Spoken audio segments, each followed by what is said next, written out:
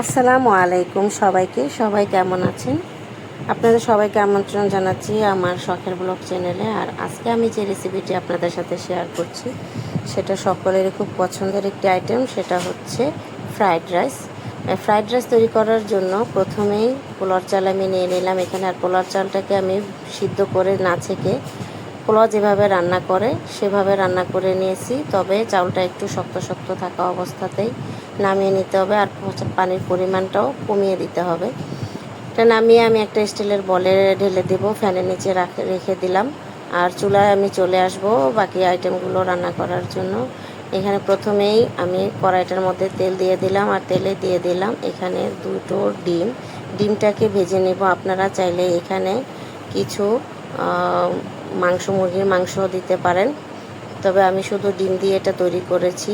তারপরে দিয়ে দিলাম গাজর কুচি, বাঁধাকপি কুচি, আর কিছু মটরশুঁটি। আর এই সব আইটেমগুলো আমার সব ফ্রিজে ছিল। এখন দিয়ে দিলাম পেঁয়াজ কুচি আর পরিমাণ মতন লবণ, যেহেতু চাউলটা সিদ্ধ করার সময় ওইখানে আমি লবণ দিছি, তাই লবণটা বুঝে শুনেই দিতে হবে। তারপরে এখন দিয়ে দিলাম গোলমরিচের গুঁড়া, টমেটোর সস, আর এখানে কিন্তু আমি অল্প চিনিও দিছিলাম, যেটা স্কিপ হয়ে গেছে। এখন দিয়ে দিলাম হচ্ছে সয়া সস আর সামান্য ভিনেগার।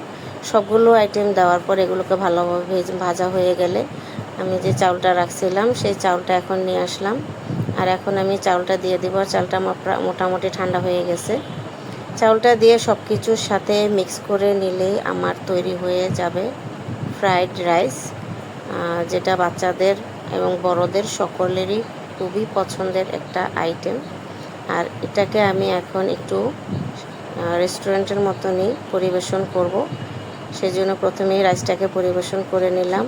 আর এখানে আমি ফ্রাইড রাইসটা খেয়েছিলাম হচ্ছে চিকেন উইংস, যেটা কোরিয়ান ফ্রাই। এটাকে আপনারা যে কোনো আইটেম, চাইনিজ আইটেম দিয়েই পরিবেশন করতে পারেন আপনাদের পছন্দ মতন। আর আপনাদের যদি আমার রেসিপিগুলো ভালো লাগে তাহলে অবশ্যই লাইক এবং কমেন্ট করবেন আর আমার পাশে থাকবেন। সবাইকে ধন্যবাদ আমার ভিডিওটি দেখার জন্য।